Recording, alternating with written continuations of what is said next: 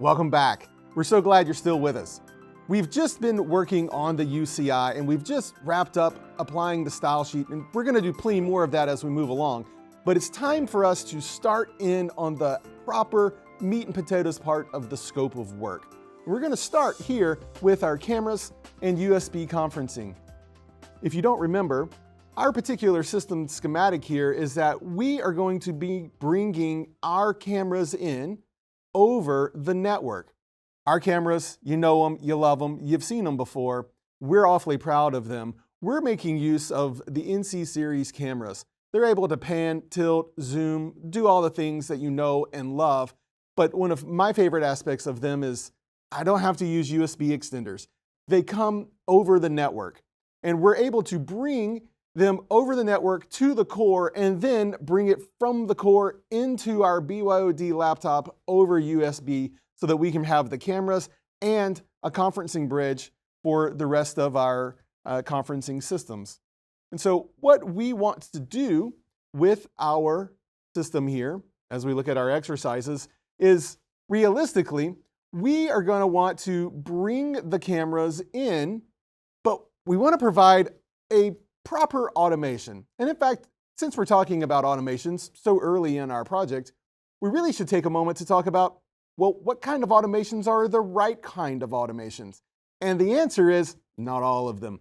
Just because you can do an automation doesn't mean that you should. In fact, you really should think about it as which ones make every experience better and which ones make experiences frustrating. For us, part of what that means is we want to provide an automation such that if I navigate to the camera page, if I'm not connected, I shouldn't be able to control the cameras. Of course, there would be no reason to control the camera if I haven't actually connected the USB. Alternatively, if the USB is connected, then when I navigate, I should be able to control the cameras. That's the helpful kind of automations that we can think of. In fact, we can even take it a little step further.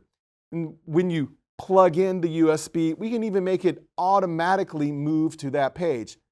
And we'll circle back to this part. What are some of the unhelpful automations that you can think of? Oh. Like I'm imagining if you plug in a USB cable, you don't want it to activate the steel crushers that smash everyone in the room. Is that accurate? Yes, of course.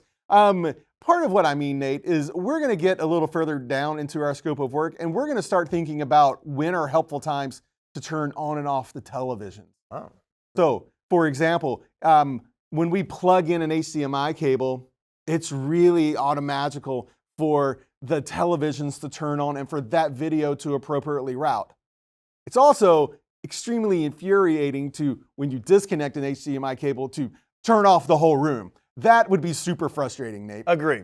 So, maybe worse than being crushed to death. Yeah, so to make another reference to my youth, a dabble do ya, okay? So just a dabble do ya when it comes to doing automations. Let's dive in. It's time.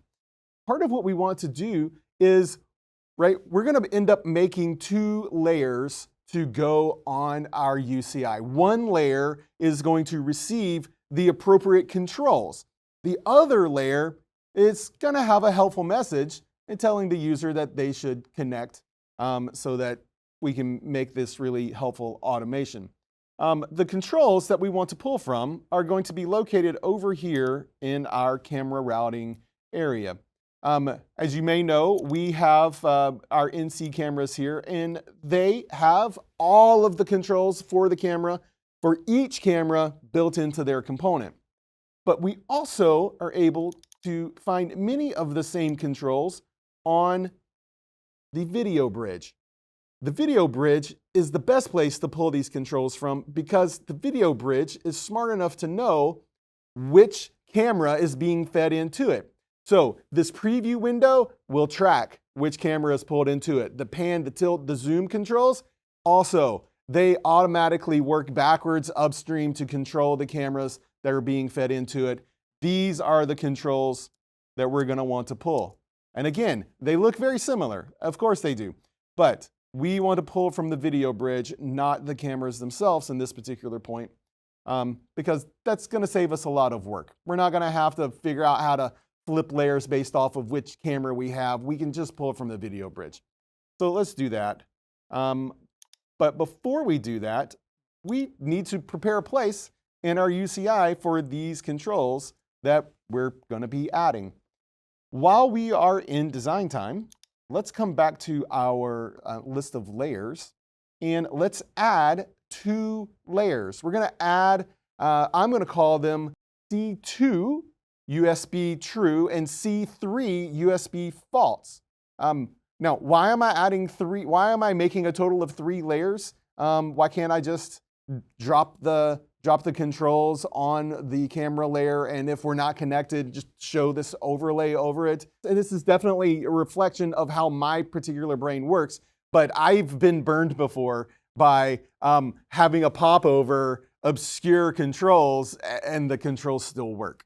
So I am doing the extra work for myself to make sure that that the controls aren't there if they're not supposed to be there. So let's do this. Let's add 2 more layers. So add a layer and add a layer. I'm going to rename these, as we said, C2 underscore USB true and C3 underscore USB underscore false. Do you have to use all the underscores? No, not necessarily. This is just my way of doing it, and I love underscores. And I have them in my Z order now where I want them. And so let's make them visible. And in fact, I'm going to turn on the C1 layer so that I sort of like see what it's going to look like for myself. So for the true layer, let's come out here and let's grab all of these controls that we are looking to add. We're going to add, right? I'm just going to use my mouse to draw a box over the preview window with all of those controls. And then I'm going to click and drag up here to where it says Class UCI. And I'm going to come and I'm going to drop them onto my page. Now, part of, again, just this is part of the way that I do things. You see how I made that little control region, sort of that central control region? This is part of me thinking about user experience. The most important controls are also going to be in the center of the page. So I'm dropping mine right there. And then I want to resize it to fill this whole center, right, that sort of center third control region. So again, everything is selected, and I'm going to come grab, right here, you see how my mouse turned? And at the moment, it's sort of a free form, and that's not going to work out because that's going to change my aspect ratio.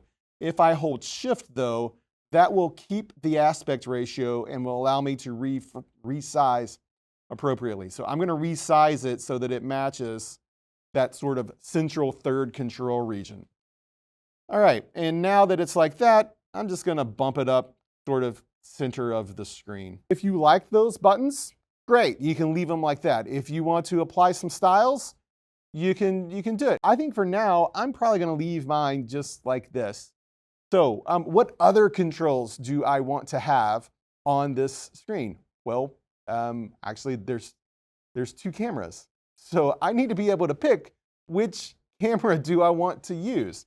When I come back out here to the schematic page and I open the MediaCast router, I will see that I have 2 buttons here. Right? These 2 buttons are basically the router buttons. They're the ones that pick, do you want to see camera 1? Do you want to see camera 2? These are the buttons that I need on my UCI. So I'm going to multi-select them. I'm going to drag them over here also, and I'm going to drop them on the page. And from here, I'm going to do my resizing. Again, as you may recall, I know that for me, buttons that are 200 by 90 work pretty good. Again, let's apply some classes because I definitely need to apply classes to these.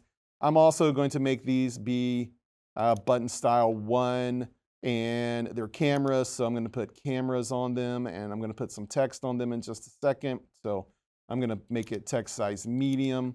And then I'm going to call this left. And I'm going to call this one right.